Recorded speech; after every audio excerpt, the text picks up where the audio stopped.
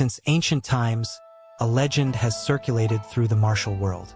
It tells of a master who had attained the truth of all things and stood on the brink of reaching the pinnacle of the world.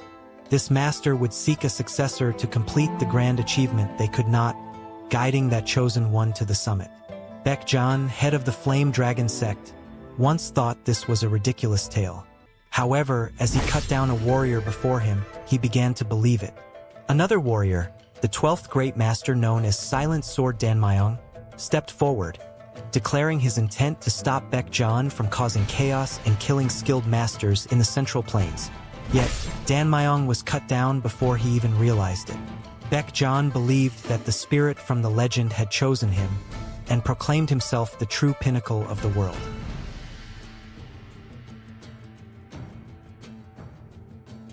The scene transitions to the future, and he wondered why the spirit no longer guided him. Baekjan is revealed as an old man. He is now the leader of the Blood Demon cult. A subordinate excitedly announced the success of their experiment, presenting a young boy on a leash as the first survivor of the immortal divine blood experiment. The boy, filled with resentment, vowed never to forgive Baekjan for ruining him and his family. The subordinate harshly silenced the boy, noting that unlike other test subjects, this one could communicate and survive without food or water for weeks. Baekjan, unimpressed with the results, criticized the subordinate for creating nothing but a hideous beast after over 10 years of effort. He lamented that this realm was unattainable by fools. The subordinate pleaded for more time to complete the immortal divine blood, but suddenly found his arm moving on its own. He inadvertently consumed the flask's contents, causing his face to morph into a hideous form. He screamed for mercy as Baekjan began coughing up blood, questioning why the spirit no longer responded to him. He pleaded for guidance in learning the immortal martial arts and the secrets of the immortal divine blood. Suddenly, a voice emerged from within Baekjan, criticizing him for his foolishness until the very end. It revealed that the immortal divine blood had already been completed. At that moment, the boy who had undergone the experiment charged at Baekjan, attempting to attack. Baekjan managed to block the assault and, in shock, realized that the boy had been chosen as a vessel to replace him. In a fit of rage, the boy declared that even in death, he would curse them all from hell. Baekjan, still incredulous, claimed he had accomplished a great feat and questioned how they could betray him. The voice mocked Baekjan for his inability to see the truth, calling it pitiful. It promised to reveal the truth he could not perceive. The boy transformed before Baekjan's eyes and launched another attack, causing Baekjan to fall to the ground.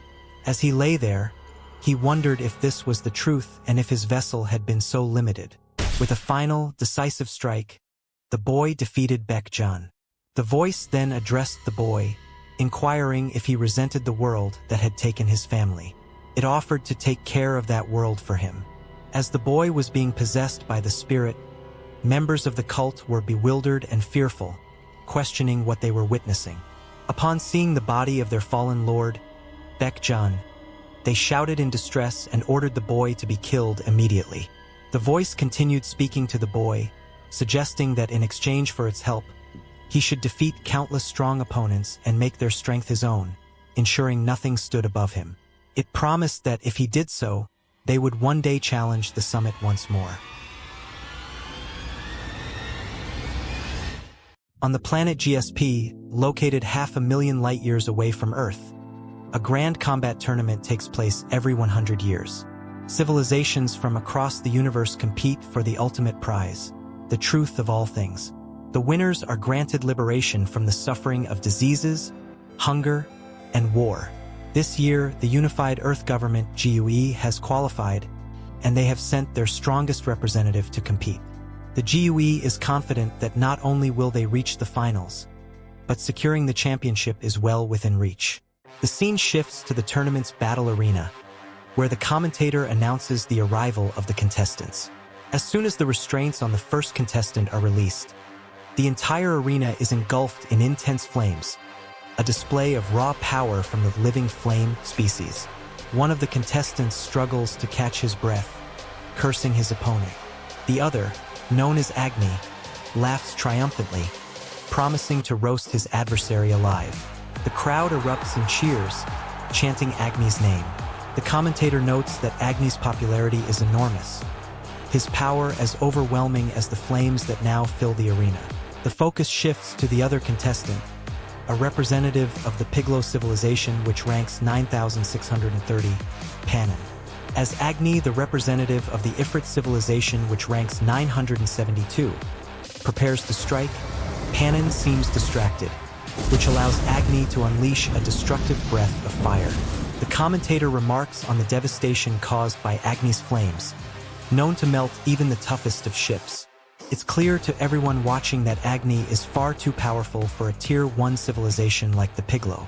As Agni continues to mock his opponent, someone in the stands expresses concern. A man from Earth, along with his companion, wonders how they can possibly fight such a monster. The woman, Lena, watches the scene with a critical eye.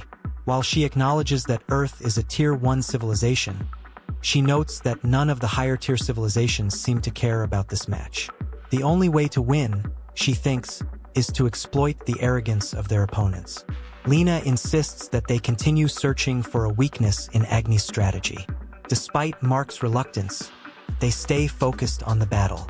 Meanwhile, a young girl from the Piglo species is seen desperately calling out for Panin to hang in there. Mark looks over to the child and thought that it was unfortunate that their civilization's matchup was against an opponent that ranks among the top of Tier 3 civilizations. The flames start to subside, but Panin is nowhere to be seen. Someone in the crowd urges the referee to call the match, suggesting that Panin has been reduced to ashes. Mark and Lena continue to observe, when suddenly, the nearby spectator speaks out about the trash that is Panin. The little girl challenges him, refusing to accept such an insult. The man responds with disdain, insulting her species.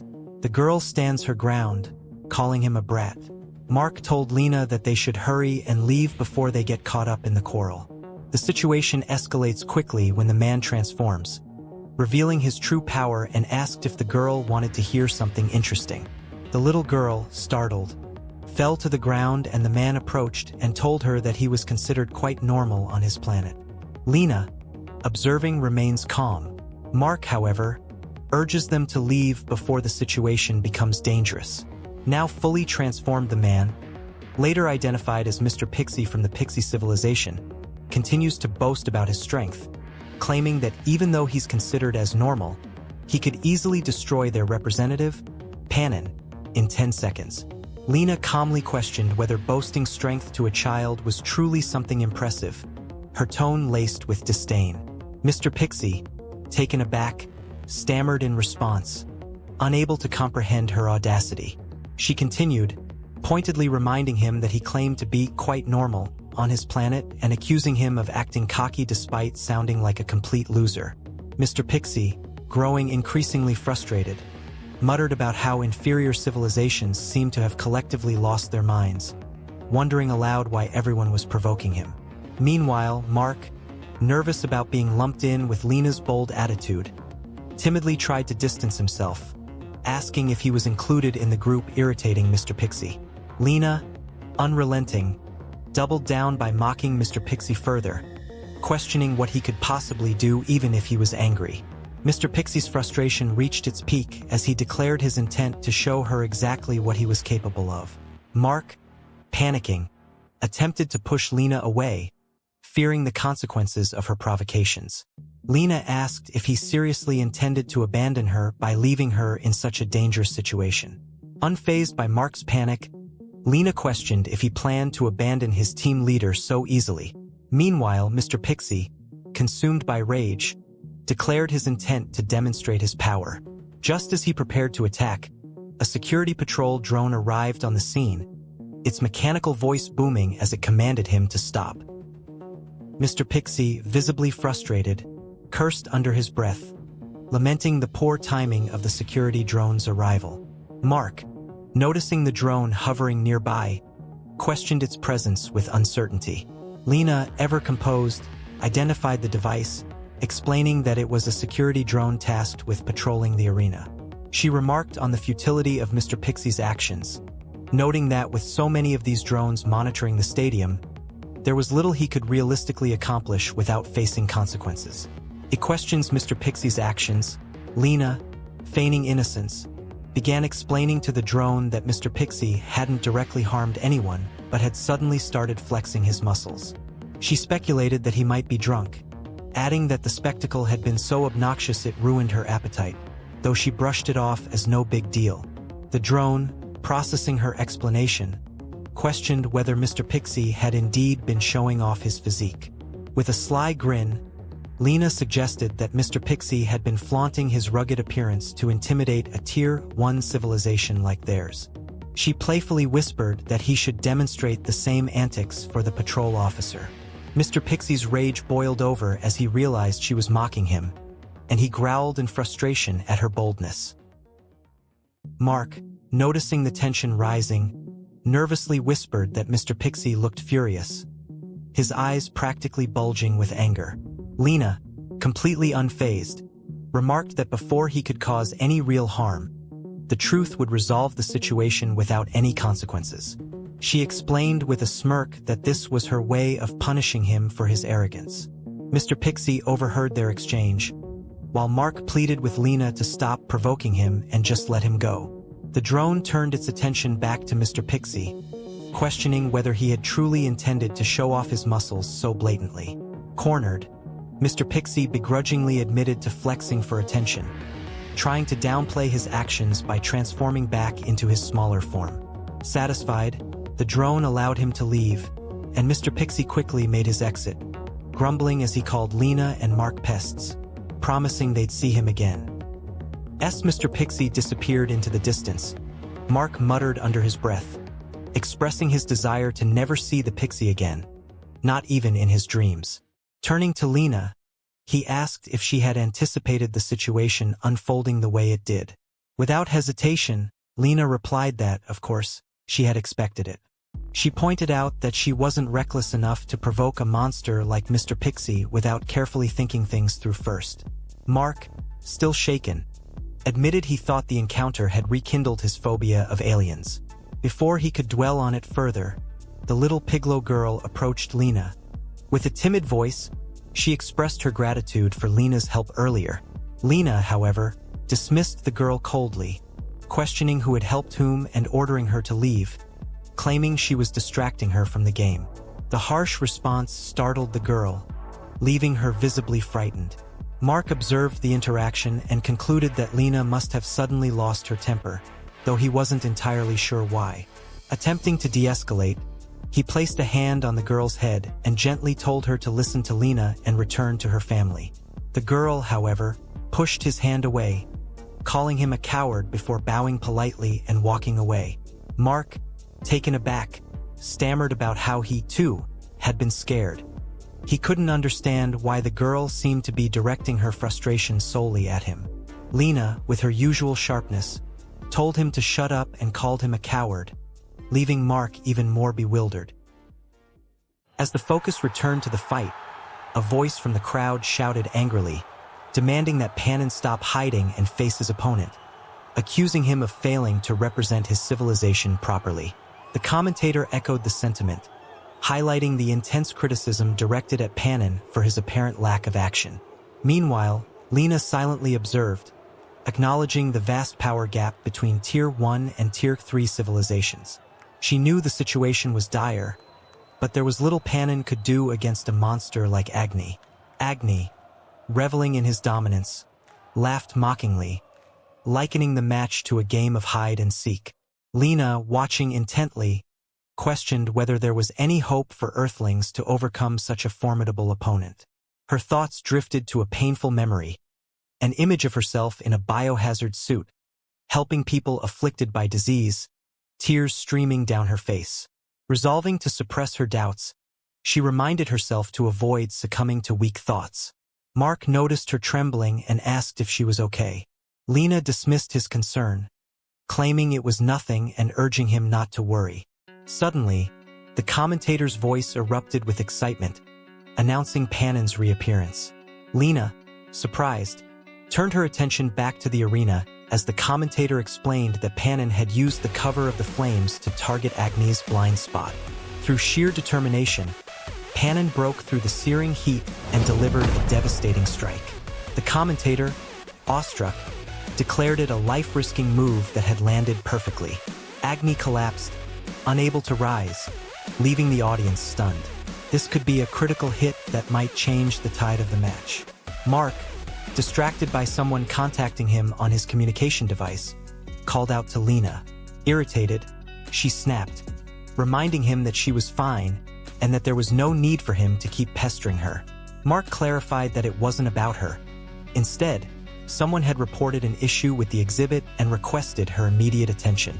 Lena, visibly annoyed, reminded him that she had instructed him to double-check the exhibits. Mark, baffled, insisted that he had checked them thoroughly and found nothing amiss. Lena retorted that she knew something would go wrong the moment he started daydreaming about vacations and acting excited. Mark, still confused, reiterated that it was strange for any issues to arise.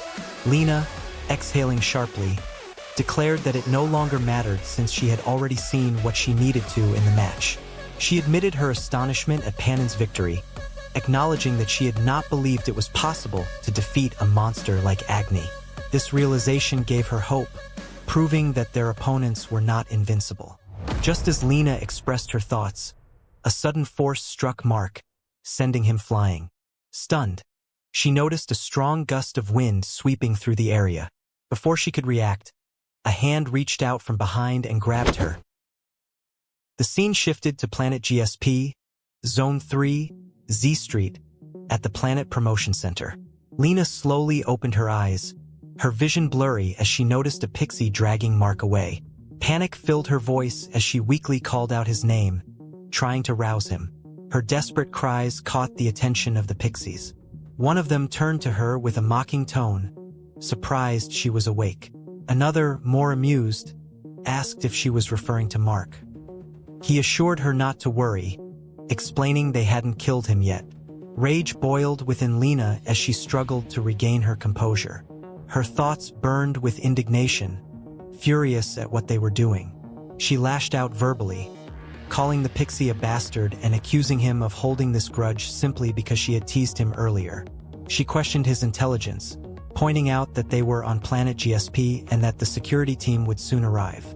However, the pixie scoffed at her threats, his voice dripping with condescension. He reminded her that most of the planet's security devices were based on his civilization's technology and smugly admitted to disabling all of them in the building. He mocked her further, insulting Earth's civilization and calling them incompetent fools.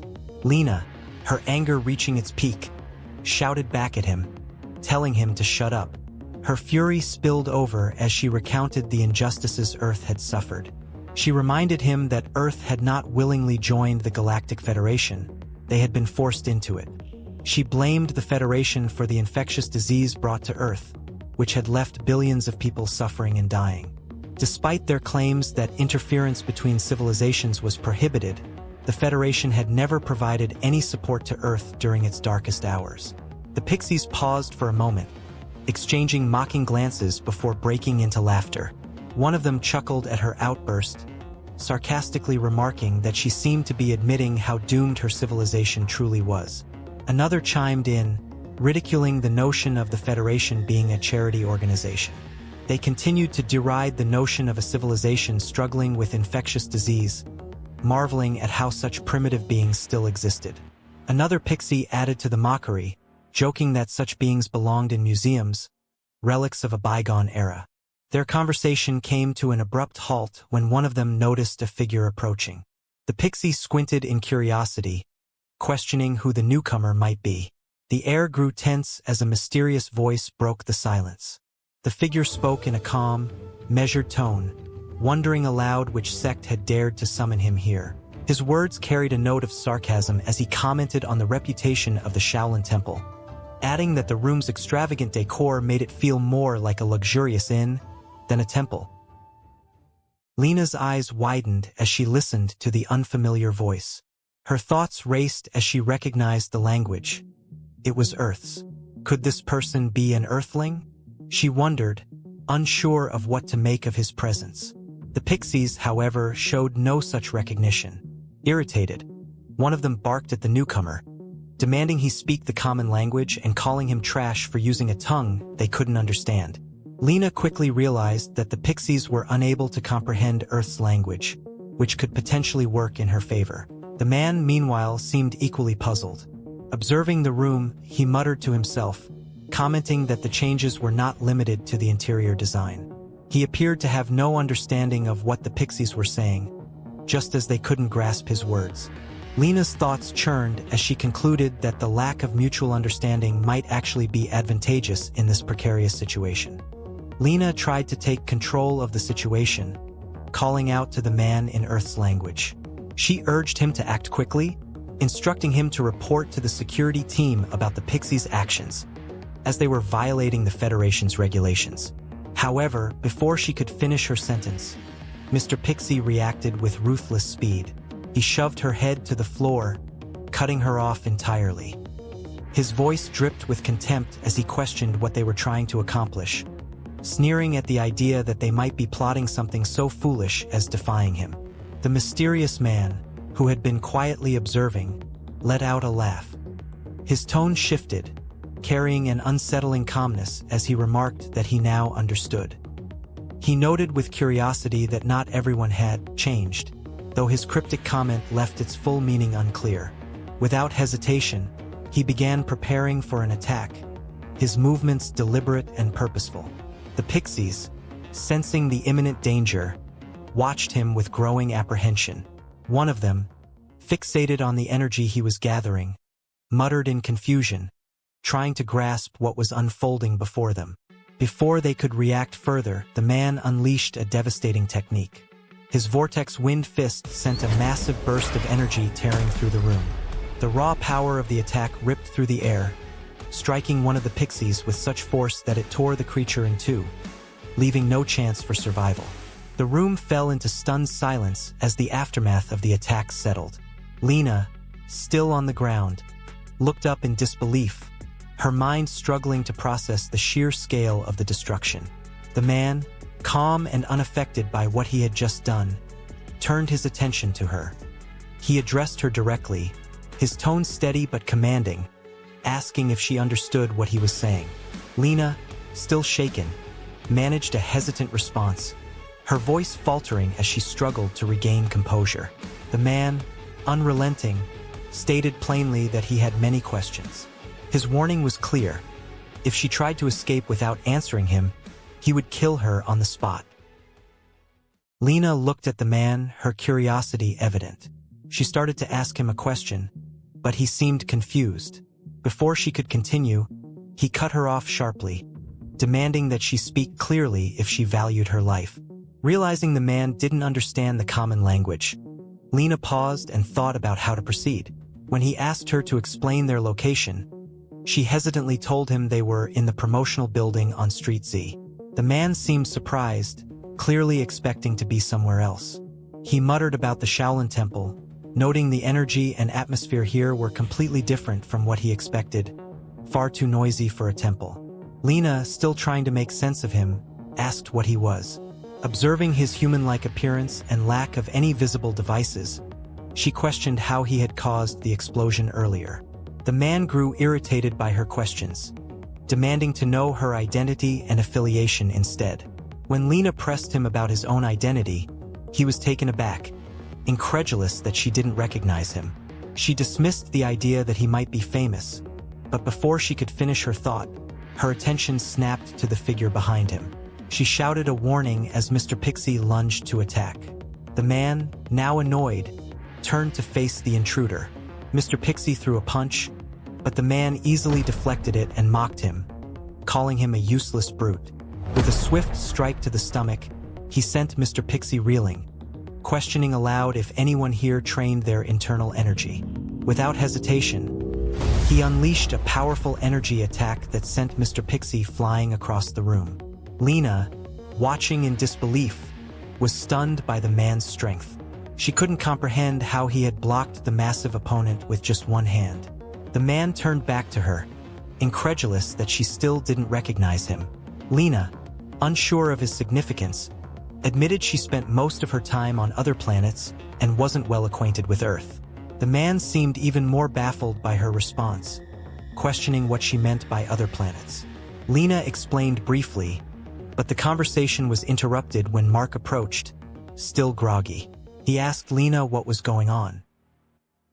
Relieved to see him awake, she greeted him, while the man dismissed him as another weakling.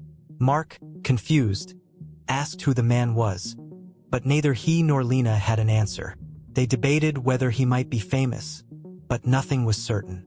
The chaos and unanswered questions left Mark exasperated, seeking some clarity about the entire situation. Lena voiced her gratitude for being saved, but pressed the man for his identity, explaining it would be difficult to cooperate without knowing who he was. Amused by her boldness, he laughed, calling her audacious for demanding such information. With a flourish, he introduced himself as the great demon Ma Jinwoo, the destroyer of the four great sects. Lena and Mark exchanged unimpressed glances. Mark, in particular, couldn't help but find the man's declaration absurd, dismissing it as a childish exaggeration. He quietly suggested to Lena that the man might not be in his right mind. Lena, however, seemed uncertain, noting the grandeur of the name and considering that he might truly be someone extraordinary. Before she could finish her thought, Mr. Pixie slammed the ground in frustration, interrupting her. Agonizing over his defeat, Mr. Pixie seethed with rage, unable to accept that he had lost to someone he deemed inferior. Mark, alarmed, observed the scene and wondered aloud about the Pixie being's presence, suspecting it might have been triggered by earlier events. Mr. Pixie, growing more unstable, cursed the suppressor holding back his true strength. Mark, now visibly panicking, warned Lena that Mr. Pixie might explode from his escalating anger. Turning to Ma Jinwoo, Lena asked if he believed he could defeat Mr. Pixie in his current state. Mark, exasperated, urged them to flee instead. Ma Jinwoo, intrigued, questioned whether Mr. Pixie had been holding back during their earlier encounter. Lena confirmed that Mr. Pixie had barely used half of his strength, which only spurred Ma Jinwoo's interest further. Annoyed by the suggestion that he had been underestimated, Ma Jinwoo moved to confront Mr. Pixie once again. Lena hesitated, suggesting they gather more information before any action was taken. Mark, increasingly frantic, reminded her of the dangers of letting their guard down. Despite this, Lena felt an inexplicable sense that this confrontation could lead to an opportunity. Mark dismissed her reasoning, begging her to flee with him, but Lena was resolute. She chose to stay and observe the fight, much to Mark's dismay. Mark declared everyone had lost their minds and fled the scene. Lena stayed behind, her thoughts racing as she analyzed the situation. While Ma Jinwoo's victory was aided by the suppressor, she realized his potential might represent the overwhelming power of a Tier 1 civilization human from Earth. She held onto the slim hope that there might still be a chance for them. Her musings were interrupted as Mr. Pixie, consumed by rage, began removing his suppressor. Declaring his intention to kill Ma Jinwoo with his own hands, Mr. Pixie's form began to shift, muscles expanding as he unleashed his full power. Lena's shock was palpable as she recognized his transformation. This was an unsuppressed pixie being, a member of a cosmos species capable of manipulating metal freely. Ma Jinwoo, unfazed, observed the transformation with interest and amusement, marveling at what was unfolding before him. Mr. Pixie unleashed his power, sending massive metal chunks hurtling toward Ma Jinwoo. Declaring the superiority of his civilization, he demanded Ma Jinwoo die like the trash he claimed him to be. The chunks encased Ma Jinwoo, burying him beneath layers of heavy metal. But as the pressure mounted, a menacing smile crept across Ma Jinwoo's face. With an ominous laugh, he burst out of the metal enclosure, sending shards flying. Mr. Pixie froze in shock, unable to believe what he had just witnessed. Ma Jinwoo landed smoothly, glaring at him with an unsettling intensity. With a twisted sense of desire, he declared his intention to take Mr. Pixie's power for himself. Mr. Pixie stumbled over his thoughts, struggling to comprehend how Ma Jinwoo could have broken through his force, especially without a suppressor. Desperation took hold of Mr. Pixie as he hurled an enormous metal chunk toward Ma Jinwoo. The impact left the area in still silence, and Mr. Pixie laughed triumphantly, believing he had finally triumphed. His gloating was cut short, however, when he realized Ma Jinwoo had dodged the attack and was now perched effortlessly on his shoulders, his hands resting firmly on his head. Ma Jinwoo mocked him for his incessant babbling, but Mr. Pixie quickly activated his power again, forcing Ma Jinwoo to leap away. Angered and confused, Mr. Pixie demanded to know what trick Ma Jinwoo was using. But as Ma Jinwoo distanced himself, he began mimicking the same power Mr. Pixie had just displayed. Watching in disbelief, Mr. Pixie stammered, unable to process what was happening. Suddenly, a massive explosion erupted, shaking the ground. Lena gasped, stunned by the spectacle. Mr. Pixie, now panicking, shouted in disbelief, questioning how Ma Jinwoo could wield their civilization's cosmos force. Ma Jinwoo, amused by the revelation, acknowledged the name and admitted that he found it to his liking. Then, with a smirk, he offered to show Mr. Pixie a technique of his own as a form of gratitude. Furious, Mr. Pixie accused Ma Jinwoo of imitating his power, but Ma Jinwoo dismissed the claim and dashed toward him with incredible speed. Mr. Pixie roared, vowing to kill Ma Jinwoo, but before he could react, Ma Jinwoo struck with a powerful fierce tiger palm attack, piercing straight through his body. As Mr. Pixie staggered, Ma Jinwoo revealed that he hadn't been imitating him. He had simply robbed him. Mr. Pixie collapsed, defeated. Lena stood frozen, her mind racing. Ma Jinwoo had won. He had triumphed over a member of a Tier 3 civilization using their own cosmos force. It was both incredible and terrifying. She whispered her disbelief, marveling at the impossible feat she had just witnessed. As Ma Jinwoo approached her, he commented on how exhilarating the martial art was, clearly pleased with his newfound power. Then, with a commanding tone, he ordered her to lead him to the bald monks he had been searching for. Lena's excitement flared as she pieced everything together. The reason he snuck onto the planet, his strength, it was all connected to his desire to prove himself. Ma Jinwoo was confused as he doesn't remember sneaking to anywhere. Without hesitation, she offered to take him to a place filled with stronger opponents, suggesting he become Earth's representative in the GSP tournament. Her eyes gleamed with excitement as she made her proposal. Mark returned, his thoughts swirling with disbelief. He wondered aloud if the situation could really be true. Despite his doubts, the unfolding events seemed undeniable, and his mind jumped to the only logical conclusion: the involvement of someone truly dangerous. That crazy person must be behind all this, he surmised. Before he could dwell further, a figure approached, assessing the situation. The man remarked that things had clearly changed from what he'd heard. With a sharp and deliberate tone, he questioned whether a Pixie resident had lost control, endangering its own kind. The man's identity became clear: Judge Virtus of planet GSP. Mark's internal alarm bells rang. This was bad. He realized that he shouldn't have brought him there. The consequences of his presence could spell disaster. Virtus continued, analyzing the scene.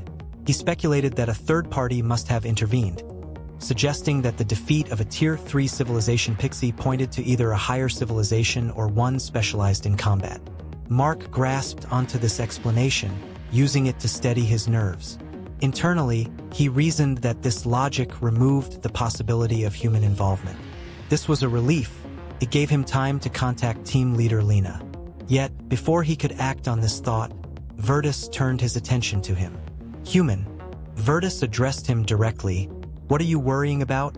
Mark froze. Flustered, he stammered out a denial, claiming he had no worries at all. But Virtus wasn't buying it. The judge pressed on, declaring that Mark's unease was obvious and impossible to hide. Mark attempted to laugh it off, conceding that Virtus was right. He admitted he was worried about the safety of his kin. Virtus dismissed the possibility of safety outright. From the state of the scene, he concluded that the suspect must be a heinous criminal. Mark could only nod weakly, his apprehension growing. Virtus, however, remained confident. He reassured Mark that the best investigators of Planet GSP were reconstructing the scene, and the truth would soon come to light. Mark's attention shifted to the small drones scattered about, their intricate work drawing his gaze. He recognized them as the Machine Memory Spectre, advanced technology capable of materializing the past. The sight filled him with dread. If they could reconstruct everything, staying here would be dangerous. Before Mark could finish this train of thought, Virtus interrupted him again, this time with dramatic resolve. He declared his determination to avenge Mark's kin as the judge of justice. Mark, overwhelmed by the spiraling situation, couldn't help but think to himself, "This is really bad. Isn't that right, team leader Lena?"